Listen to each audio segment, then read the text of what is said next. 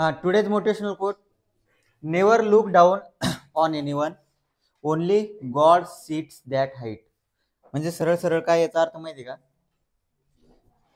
याचा अर्थ हिंदीत एक डायलॉग आहे माहिती तुम्हाला, हर किसी का बाप होता है, माहिती ना? तशी गोष्ट आहे ती की never look down on anyone. तुम्ही स्वतःला कधीच मोठं समजू नका. तुमच्यापेक्षाही भरपूर जण मोठे, त्याच्यापेक्षा मोठे आणि सर्वात मोठा गॉड आहे.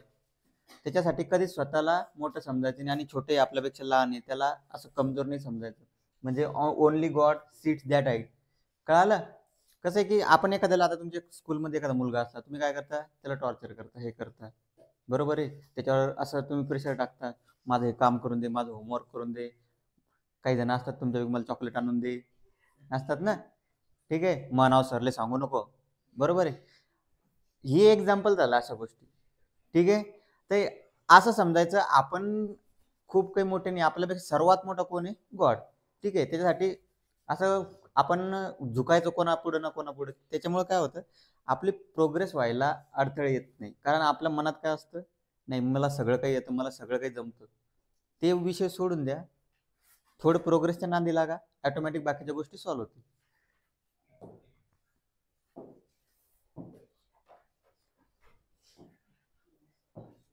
किती क्वेश्चन बाकी आहे?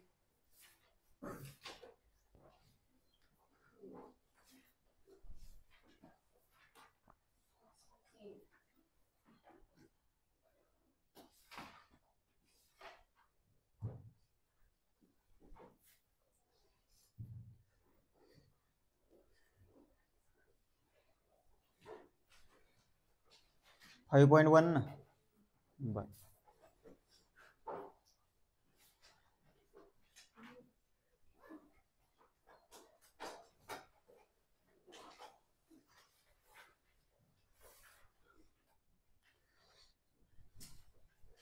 चार झाले, 5वा 6वा आणि 7वा बाकी आहे, 8वा पण झालेला आहे आपला. ठीक आहे, आता हा 5, 6 आणि 7. 5 नंबरचा क्वेश्चन बघा, काल सांगितलं तुम्हाला, हे परत एकदा रिव्हिजन बघून घ्या फास्ट मध्ये. इकडे लक्ष द्या. पॅरलोग्राम साठी काय सांगितलं? चौकोन म्हणला की 4 बाजू काढावं लागतील. पॅरलोग्राम साठी ऑपोजिट साइड सारख्या दाखवावं लागतील. ठीक आहे, रेक्टँगल विचारला तर 2 डायगोनल पण काढावं लागतील. स्क्वेअर विचारला तर परत 2 डायगोनल काढावं लागतील. रोम्बस विचारला तर 4 साइड सारख्या दाखवावं लागतील. ठीक आहे, कोणाला जर फास्ट मध्ये वाटत असेल कालचा व्हिडिओ बघून घ्या तो. हा, आता 5 नंबरचा क्वेश्चन बघा, काय काय दिलेलं इथं. Show that the points. ठीक आहे, मग पॉइंट घ्यायचे. किती पॉइंट बघा, let P x1 y1 is equal to 2 -2. त्याच्यानंतर Q x2 y2 7 3. त्याच्यानंतर x3 y3 11 -1. त्याच्यानंतर S x4 y4 6 -6. ठीक आहे, आता या तुमच्या सगळ्या 4 पॉइंट झाले. आता 4 साइड काढायचे आपल्याला distance formula, by distance formula.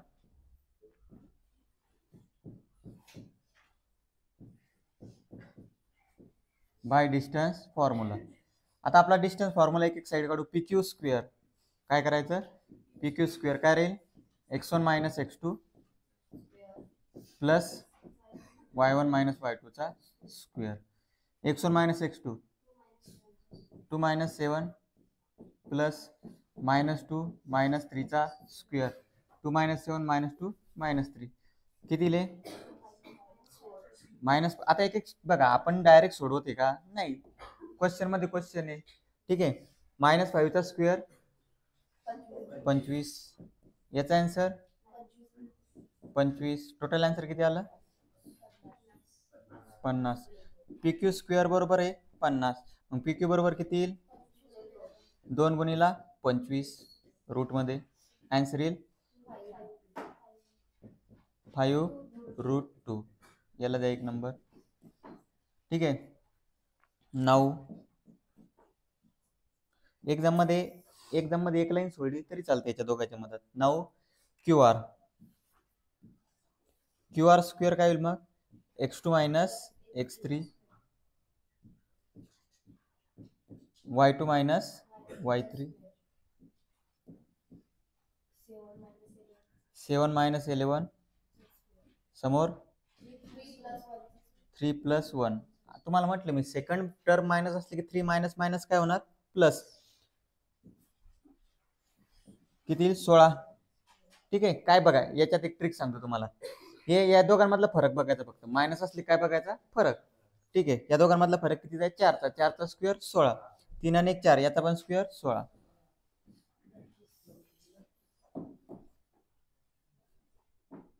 16 आणि 16 32. किती येईल ते क्यू आर स्क्वेअर. ही क्यू आर स्क्वेअर आहे. इथं काय आल्यावर काय झालं त्याचा स्क्वेअर. 2 गुणिला 16 म्हणजे किती आन्सर आहे 4√2. समजलं. ठीक आहे. बघा असं जरी ठेवलं तरी काही प्रॉब्लेम नाही, कारण आपल्याला साईड दाखवणे. एवढ्या डीप मध्ये न जाता बघा याला कॉम्प्लिकेटेड करून नका घेऊ, कारण आपल्याला फक्त साईडची ऍडिशन करायची आहे का. जेव्हा साईडची ऍडिशन करावं लागते ना तेव्हा याला बाहेर घ्यायचं. आता साईडची ऍडिशन करण्याची काही गरज नाही, आपल्याला फक्त साईड सारख्या दाखवणे. मग त्या रूट मध्ये जरी साईड सारख्या दाखवल्या तर काही प्रॉब्लेम आहे का आपल्याला नाही. ठीक आहे. जास्त डोकं लावायची गरज नाही मग आपल्याला. क्यू आर बरोबर किती येईल √32. ठीक आहे. बघा बाहेर कधी काढायच्या कोलिनियर दाखवताना. कोलिनियर दाखवताना तुम्ही याची ऍडिशन करू शकता का नाही, तुम्हाला 5 बाहेरच घ्यावं लागतील. इथं फक्त आपल्याला साईड इक्वल दाखवणे. तिसरी 9 क्यू आर झाली. आता आर एस. आर एस काय x3 minus x4 plus y3 minus y4 चा square. x3 minus x4 11 minus 6 -1 plus 6 -1 second काय होणार मायनस मायनस प्लस. 11 आणि 6 फरक किती जाईल 5. 5 चा स्क्वेअर 25. याचा पण फरक किती जाईल 5. 5 चा स्क्वेअर 25. आर एस स्क्वेअर पाहिजे. मग आर एस स्क्वेअर बरोबर किती आलं 50. आर एस बरोबर किती येईल √50. ही झाली तिसरी. आता P Q R S. P Q R S बरोबर आहे. कोणती बाजू उरली मग पी एस. कोणती उरली पी एस. बघा कोणत्या पण साईडने काढायचं पी क्यू आर एस म्हणजे क्वाड्रिलॅटरल चौकोनात कोणती बाजू उरली पी एस. पी एस बरोबर काय राहील x1 मायनस x4 चा square plus y1 minus y4 चा square.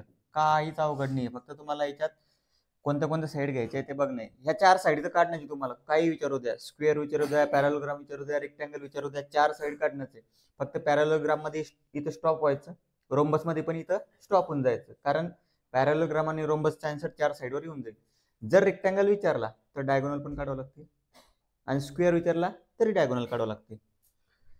P S x1 minus x4 2 minus 6 चा स्क्वेअर -2 प्लस 6 चा स्क्वेअर. याचा आन्सर 16. याचा पण आन्सर 16. 16 आणि 16 32. पी एस बरोबर काय आलं √32. आता तुम्हाला बघितलं कळालं पाहिजे 50 50 32 32 ऑपोजिट साइड कशा आहे सारख्या. From 1 2 3 and 4 PQ distance PQ is equal to distance कोणाच्या बरोबर आलेलं आहे R S.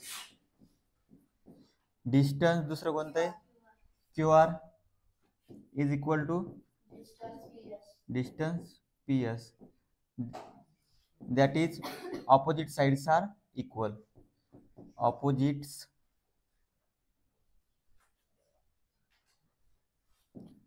sides of PQRS are congruent म्हणा, काय म्हणा congruent म्हणा किंवा इक्वल म्हणा, are equal. Therefore PQRS is a parallelogram.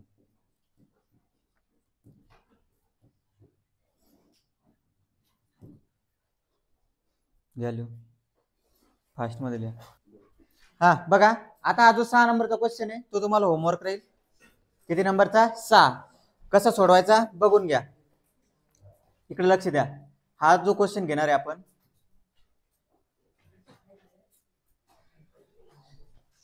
Solve example are the vertices of square. ठीक आहे, हा घेतो, तुम्हाला ऑटोमॅटिक कळून जाईल तो कसा सॉल्व करायचा, बोलू नको रे. बघा आता एक्झाम्पल, सॉल्व एक्झाम्पल 4. आता तुम्हाला माहिती मी किती वेळेस बोललो तुम्हाला, हे जे असतात हे डायरेक्ट असतात रेफरन्स साठी की असं सॉल्व करायचं, हे असं छापत नसतात. आपल्याला आपला पेपर वेगळा दिसला पाहिजे तेव्हा मार्क्स चांगले पडतात. Show that the points. कोणते कोणते पॉइंट्स आहे मग? Let A is equal to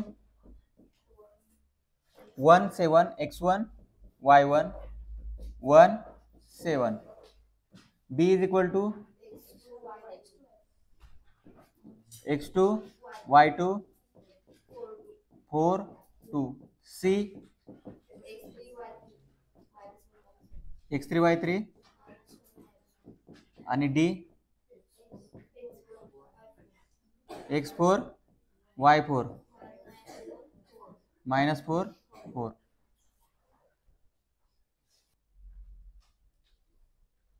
A B C D. ठीक आहे, ए बी सी डी हे 4 पॉईंट झाले. किती पॉईंट झाले?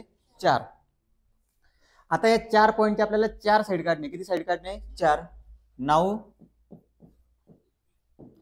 Bye distance formula.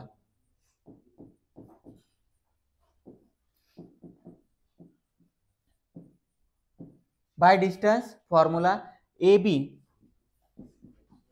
पहिला ए बी, ए बी चा स्क्वेअर काय होईल? x1 minus x2, x1 minus x2 चा square plus y1 minus y2 चा स्क्वेअर. पटापट सांगा. 7 मायनस 2 चा स्क्वेअर. ठीक आहे, कळालं? इकडे बघा, समजलं काय? ए बी काढायचं, 1 मिनिट, ए बी काढायचं, बी सी काढायचं, त्याच्यानंतर सी डी काढायचं आणि त्याच्यानंतर ईडी काढायचं. काय अवघड नाही. ठीक आहे, हे ते आन्सर दिलेलेच आहे, पाहून घ्या. हे आन्सर आले पाहिजे बरोबर. ठीक आहे, हे काढायचे 4. इकडे ऐकून घ्या, ए बी सी डी तुम्हाला फक्त मी प्रोसेस सांगून राहिलो. तुम्हाला सोडवायचे ते क्वेश्चन मी तर तुम्हाला पूर्ण पुस्तक सॉल्व करून देऊ शकतो, तो प्रॉब्लेम नाही. ए बी सी डी 4 इथून लिहायचं. मग बघा, ऐकून घ्या काय सांगतो त्याच्याकडे बरोबर. From 1 2 3 and 4 AB is equal to BC is equal to CD is equal to AD. Therefore, quadrilateral ABCD is a rhombus. Is a rhombus. हे आन्सर कोणाचं आहे या क्वेश्चनचं? समजून घ्या काय विचारलं त्याच्यावर महत्व असतं. Show that the points A B C D are the vertices of rhombus. बस 4 साइड काढल्या की तुम्हाला रोम्बस भेटून जाईल. कोण भेटून जाईल? रोम्बस. हे रोम्बसचं आहे. आता स्क्वेअर त्याच्या पुढं, स्क्वेअरला त्याच्या पुढे जावं लागतं, स्क्वेअरला त्याच्याही पुढे जावं लागतं. उद्या चेक करेल तुमची मी सगळ्या. स्क्वेअरला त्याच्याही पुढे जावं लागतं. कसं? एबीसीडी काढल्यानंतर इथं तुम्हाला शॉर्ट मध्ये पटकन दिसलं पाहिजे ए बी सी डी. तुम्हाला 2 डायगोनल कळले पाहिजे असे. पहिला डायगोनल AC आणि दुसरा डायगोनल BD. AC स्क्वेअर आणि BD स्क्वेअर. म्हणजे जेव्हा जेव्हा डायगोनल जेव्हा जेव्हा स्क्वेअर आणि रेक्टँगल येईल 2 साइड शिल्लक काढावं लागतील तुम्हाला. किती साइड? 2. AC म्हणजे काय घेसाल मग? x1 minus x3. BD म्हणजे काय घेसाल? x2 minus x4. सगळं दिलेलं आहे, असंच लिहायचं पद्धतशीर, तेव्हा बरोबर चुकणार नाही तुमचं. आणि हे दोन्ही पण काय येतील? सारखे. बघून घ्या. AC आणि BD आले 68 सारखे आले. मग काय लिहायचं इथे लास्टली? आता ह्या 4 वरून फक्त आपण पॅरॅलेलोग्राम आणि रोम्बस सांगू शकतो. कोण सांगू शकतो? पॅरॅलेलोग्राम आणि रोम्बस. त्याच्या पुढे विचारलं तुम्हाला रेक्टँगल आणि स्क्वेअर, परत सांगून राहिलो मी, गोष्ट रिपीट करून राहिलो. त्याच्या पुढे तुम्हाला विचारलं रेक्टँगल आणि स्क्वेअर, तर डायगोनल काढावं लागतील. काय काढावं लागतील? डायगोनल. आणि डायगोनल पण सारखे आले पाहिजे. मग काय लिहाल? From 1 2 3 4 5 and 6. 4 sides equal. कोणत्या कोणत्या? A B BC त्याच्यानंतर C D A D and diagonal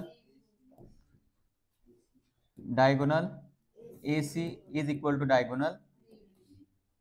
diagonal B D. Therefore, quadrilateral ABCD is a square.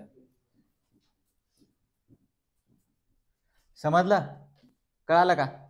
4 side 2 diagonal, काही अवघड नाही काढणं, फक्त एवढं त्याच्यानंतर लिहावं लागेल तुम्हाला. हे पण काही असं अवघड नाही की तुम्हाला पाठ करावं लागेल म्हणून. कळालं? आता या 4 साइड सारख्या आणि डायगोनल सारखे तर तो आला स्क्वेअर. ऑपोजिट साइड सारख्या असत्या कशा? AB is equal to CD आणि BC is equal to AD. तर इथं काय आलं असतं? रेक्टँगल. काय आलं असतं? रेक्टँगल. ह्या गोष्टी छोट्या छोट्या गोष्टी समजून घ्या. चारही साइड सारख्या आल्यामुळे तो झाला स्क्वेअर. ऑपोजिट साइड सारख्या असल्यामुळे तो काय झाला? रेक्टँगल. स्क्वेअरला रेक्टँगल म्हणू शकतो आपण, पण इथं तो कन्सेप्ट वापरायची गरज नाही. म्हणजे परत परत बघा, 4 साइडवर आपण काय काढू शकतो? पॅरॅललोग्राम आणि रोम्बस. काय काढू शकतो? पॅरॅलोग्राम आणि रोम्बस. रोम्बस साठी काय असेल? चारही साइड सारख्या येतील. पॅरॅलोग्राम साठी काय येतील? ऑपोजिट साइड सारख्या. ठीक आहे. त्याच्यानंतर जर तुम्हाला स्क्वेअर विचारला तर चारही साइड सारख्या येतील, त्याच्यानंतर डायगोनल पण सारखे येतील. डायगोनल काढावं लागतील. तुम्हाला रेक्टँगल विचारलं तर ऑपोजिट साइड सारखे येतील आणि डायगोनल पण सारखे येतील. म्हणजे तुम्हाला एक गोष्ट कळाली पाहिजे, रेक्टँगल आणि स्क्वेअर मध्ये डायगोनल दिसले पाहिजे. ठीक आहे? समजलं का? त्याच्यानंतरचा क्वेश्चन 7 नंबरचा. हा, आतापर्यंत आपण बघितलं. हा, राहू दे. बर, इकडे बघा. Find x if the distance between L and M is 10. आता काय केलेलं आहे तुम्हाला? ऑलरेडी डिस्टन्स काढून दिलेलं आहे. आपण काय करतो? डिस्टन्स काढतो. क्वेश्चन थोडा उलटा आहे. डिस्टन्स काढून दिलेलं आहे आणि एक कोऑर्डिनेट दिलेला नाही. मग कसं काढायचं बघा. आता इम्पॉर्टंट क्वेश्चन या हिअर युअर लेट. पहिला पॉइंट आहे L, x1 y1 is equal to x आणि 7. दुसरा कोणता आहे रे? M x2 y2 1 आणि 15. ठीक आहे. आता बघा, हे झाले तुमचे पॉइंट आणि डिस्टन्स दिलेलं आहे. डिस्टन्स LM किती दिलेलं आहे? ते 10. हा फरक आहे फक्त. डिस्टन्स दिलेलं तुम्हाला दोघांमधलं 10. मग therefore by distance formula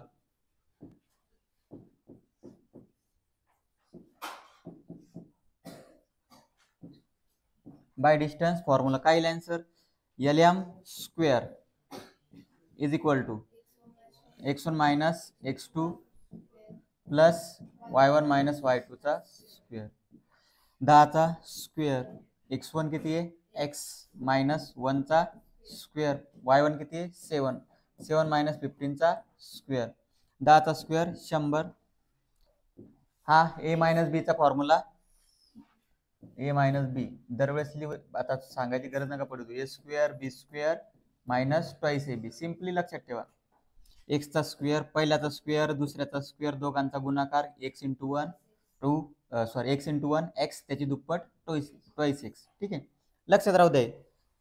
fast वाटत असेल तर ते बघा कसं आहे, तिथं व्हॅल्यू टाकून बघायचं. याला एक्स म्हणायचं, याला 1 म्हणायचं, नंतर 7 वजा 15 8. 8चा स्क्वेअर 64. म्हणजे मायनस येतं ते, पण मायनसचा स्क्वेअर पॉझिटिव्ह येणारच झाला. आता काय झालंय? X square plus 1 minus 2 x is equal to 64. ठीक आहे, 64 ला इकडे घेऊन या. एक्स स्क्वेअर प्लस 1, आपण सर्व गोष्टी तिकडे नेऊन टाकू.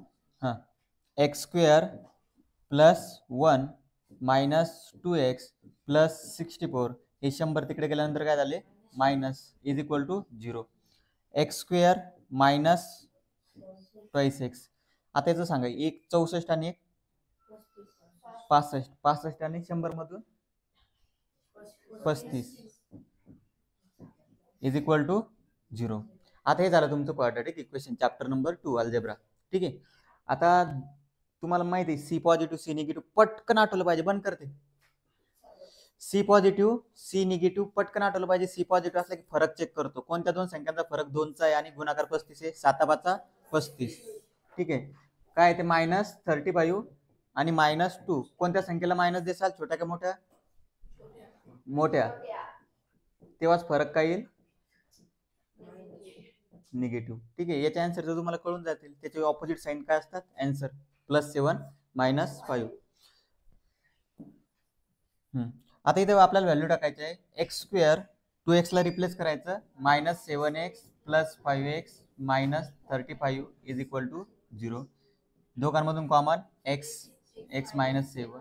हे ब्रॅकेट ॲज इट इज. समोर x ला किती मल्टिप्लाय केलं? 5x येतात +5 = 0.